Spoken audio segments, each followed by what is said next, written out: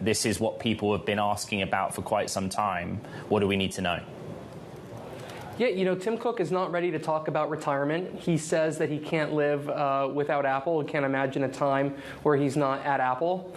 And the good news for him and for shareholders is we probably don't have to imagine time with Tim Cook not at Apple for at least another 10 years or so, right? Because when he steps down as CEO, he will stay involved at the company in some sort of capacity, probably executive chairman.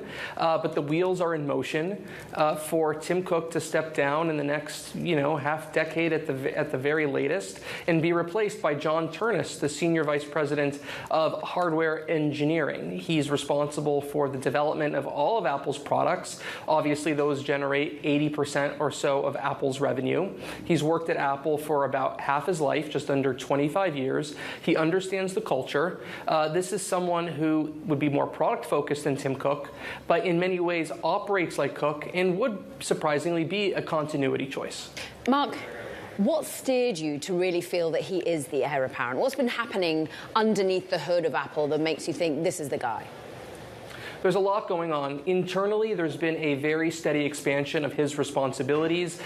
He's received oversight a couple years ago of Apple's Vision Products Group, which is responsible for the in-development smart glasses, which are a big upcoming product launch for Apple. He's taken over the robotics teams. At the end of last year, he took oversight of Apple's design teams, so software design and hardware design. That's a very critical role in the company. That's something that only, people like Tim Cook, Johnny Ive, Steve Jobs, people of that ilk have overseen in the past.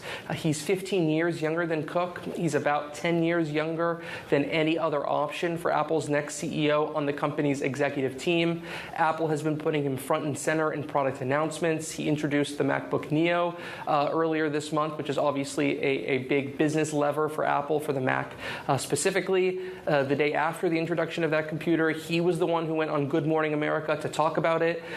These are traditionally things that the CEO, Tim Cook, has done for years for major new products, but now it's Ternus doing it.